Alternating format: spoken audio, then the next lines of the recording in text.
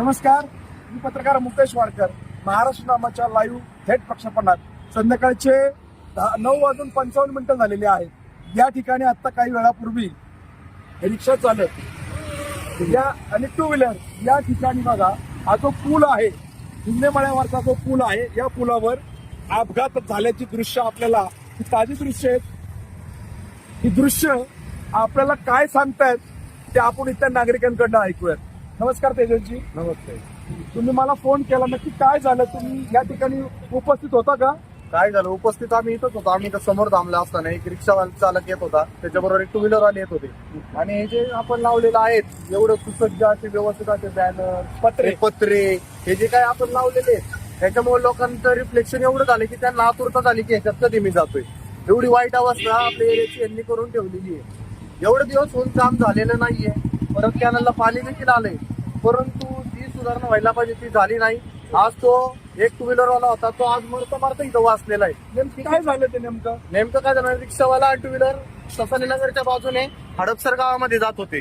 त्यावेळेस अचानकपणे त्यांना पत्र दिसल्यामुळे रिक्षाच्या बाजूने टू व्हीलरवाला साईडला निघले.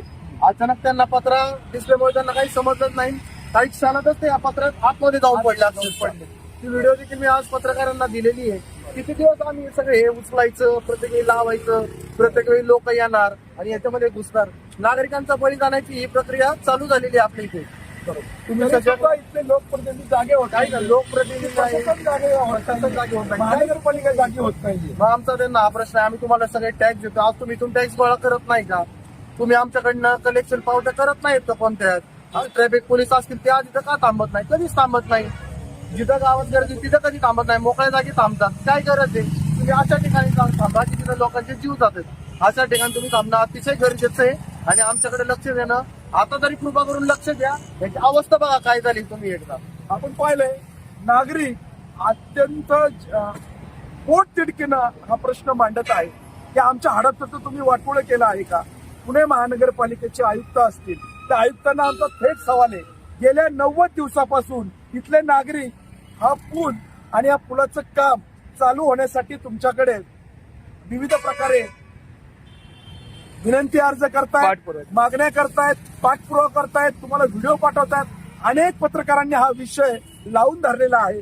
तरी सुद्धा पुणे महानगरपालिकेचे गेंड्याच्या कातडीचे असलेले हे जे अधिकारी आहेत, हे अधिकारी जागे होणार आहेत का? आज या ठिकाणी 2 पुरुषांचा किंवा या प्रवाशांचा बळी गेला असता, त्याला जबाबदार कोण आहे?